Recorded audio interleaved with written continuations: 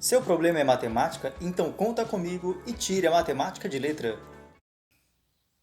Nesse vídeo, além de testar a sua visão, eu quero testar também o seu poder de observação. Será que você consegue ver o número 1? Mas calma, não é pegadinha não. Eu não estou falando desse 1 que está aqui claramente destacado. Mas se você não consegue ver esse 1, é melhor se preocupar, tá? Eu estou falando aqui, eu tenho esse 3. Você consegue ver o número 1? Em muitos casos, a gente tem a necessidade de utilizar o número 1 em nossos cálculos, mesmo que aparentemente ele não esteja ali. Mas a gente precisa observar a presença dele. Mas como assim? Aonde que tem o número 1 nessa história? Temos que lembrar de um fator muito importante, que na divisão e na multiplicação, o número 1 ele é chamado de elemento neutro. Como assim elemento neutro? Por exemplo, eu tenho o número 3. Se eu for multiplicar 3 por 1, 3 vezes 1, qual que vai ser o meu resultado? Vai ser o 3, não é verdade? O valor não se altera, por isso o elemento neutro. A mesma coisa se eu for pensar na divisão. Se eu tiver 3 e dividir pelo número 1, o meu resultado vai ser o próprio 3 também, ok? Lembrem que isso é chamado de elemento neutro, certo?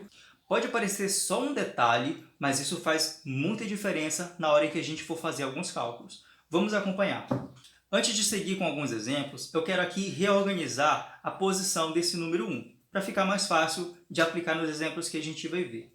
Observe, novamente eu tenho o número 3 aqui. Assim, na multiplicação, eu vou ter que observar que aquele número 1 vai estar ali em cima, como se fosse um expoente. Novamente, eu não vou alterar o valor de nada, porque 3 elevado a 1 é simplesmente o próprio 3, certo? E para divisão, vai acontecer o seguinte, ó. Eu vou observar que o 3 é um número inteiro. Todo número inteiro é como se fosse uma fração e com o denominador 1, certo? Aquele dividido por 1 que estava aqui veio aqui para baixo, porque a gente também está trabalhando com divisão. Toda fração é uma divisão. Então vai ficar aqui 3 dividido por 1 continua com o próprio 3. Então perceba que o 1 continua sendo elemento neutro. A gente não está modificando esse número, mas, novamente, a presença desse 1 faz muita diferença. O primeiro exemplo que a gente vai ver é dividir fração por número inteiro, certo? Antes de fazer isso, vamos rapidamente relembrar como dividir uma fração pela outra, só para a gente relembrar da regra. Observa só, se eu tiver, por exemplo, 3 sobre 2 e for querer dividir por 2 quintos, qual que é a regrinha? Lembra? Repete a primeira e multiplica pelo inverso da segunda. Repete a primeira, que fica 3 sobre 2, e multiplica pelo inverso da segunda. Qual que é o inverso da segunda? Eu tenho 2 sobre 5, o inverso é justamente fazer o contrário. O de baixo vai para cima, o de cima vai para baixo. Então eu vou ter 5 sobre 2, ok? E agora eu aplico a regra da multiplicação. Multiplico o de cima com o de cima e o de baixo com o de baixo. 3 vezes 5 dá 15, 2 sobre 2, 2 vezes 2 dá 4. Ok? Aqui é só para relembrar a regra da divisão de frações. Agora vamos pensar na seguinte situação. Se eu tiver a fração 3 sobre A 2 regra era: e repete a dividir primeira por fração e 3, multiplica pelo por inverso da exemplo, segunda. e agora? O que eu faço? Porque a regra era repete a primeira e multiplica pelo inverso da segunda. Mas aqui eu não tenho fração, eu só tenho 3. Agora entra o nosso número 1. Observe que o 3, assim como eu falei agora há pouco, é como se fosse uma fração com denominador 1. Pronto, já tenho uma fração. O que eu faço agora? Sigo normalmente a minha vida utilizando aquela regra. Ou seja, repito a primeira, 3 sobre 2, e multiplico pelo inverso da segunda. Eu tenho 3 sobre 1. Agora eu vou fazer 1 sobre 3. E somente multiplico normalmente. 3 vezes 1, 3. 2 vezes 3 dá 6. Eu poderia simplificar, mas não vem ao caso. Vamos ver mais um exemplo rapidinho. Olha só. eu tenho 5 sobre 4, e eu vou dividir por 7. O que acontece? A mesma história. Abaixo do 7 é como se fosse o número 1, certo? Ele está ali escondidinho, somente esperando que você perceba ele. Então, não ignora o coitado, não. Agora eu aplico a regra. Repito a primeira, 5 sobre 4, e multiplico pelo inverso da segunda, 1 sobre 7, certo? Agora fica muito mais fácil. 5 vezes 1 vai dar 5, e 4 vezes 7 vai dar, então, 28. Tranquilo? Outro caso que aquele número 1 pode ser muito importante é quando eu tiver uma potência de base inteira e expoente negativo. Como assim? Potência de base inteira é qualquer número que seja inteiro. Eu tenho, por exemplo, o número 4, certo? E o expoente negativo? Eu vou pensar, por exemplo, no menos 2, certo? Qual que é a regra para eu resolver esse cálculo aqui?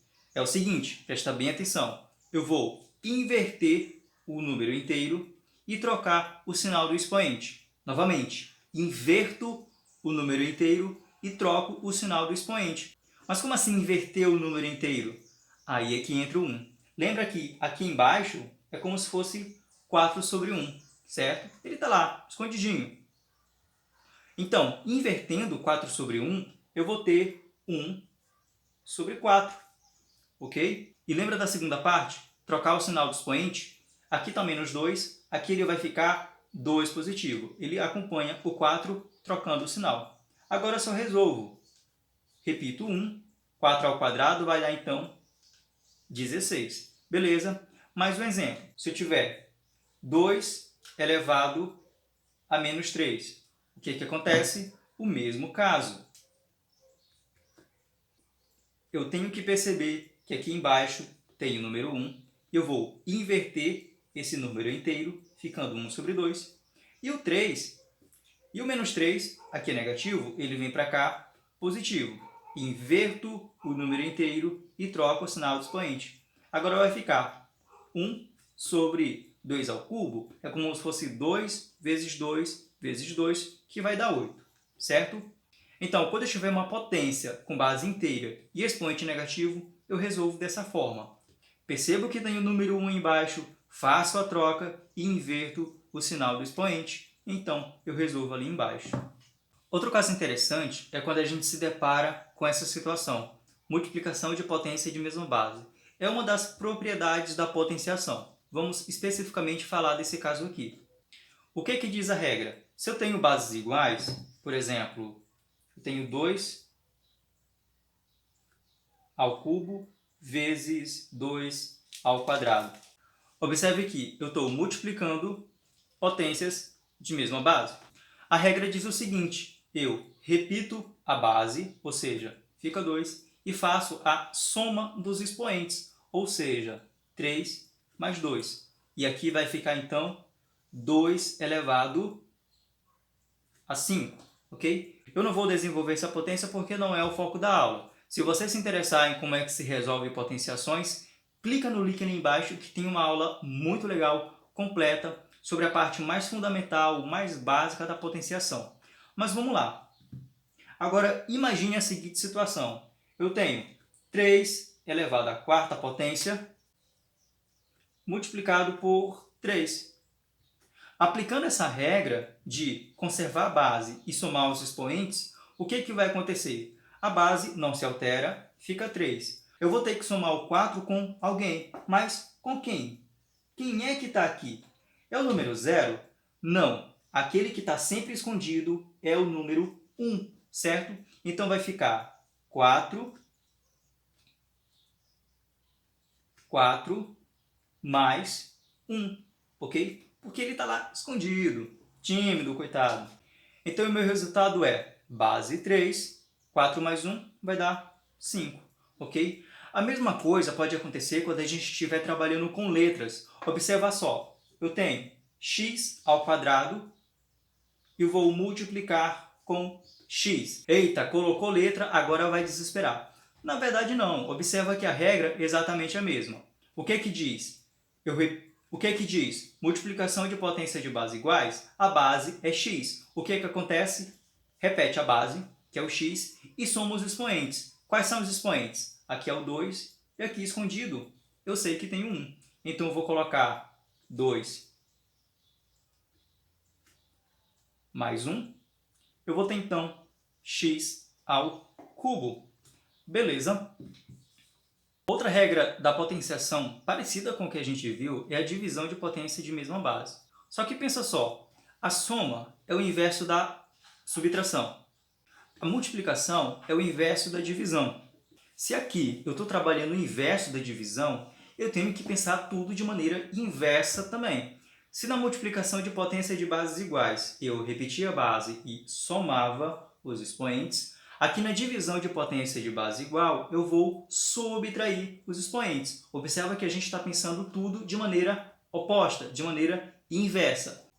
Então observe só, se eu tiver 3 elevado a 5 e for dividir por 3 ao quadrado, o que vai acontecer?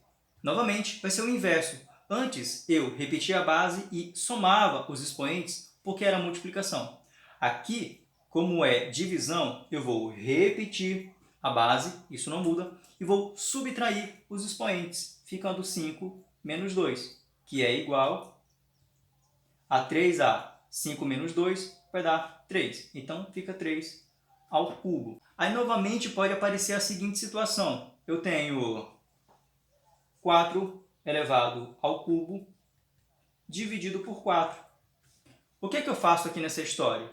O princípio é repetir a base, ok? E eu vou subtrair os expoentes. A essa altura, eu aposto que você já sabe que aqui tem o número 1 escondido, não é? Então, vou ficar 3 menos 1.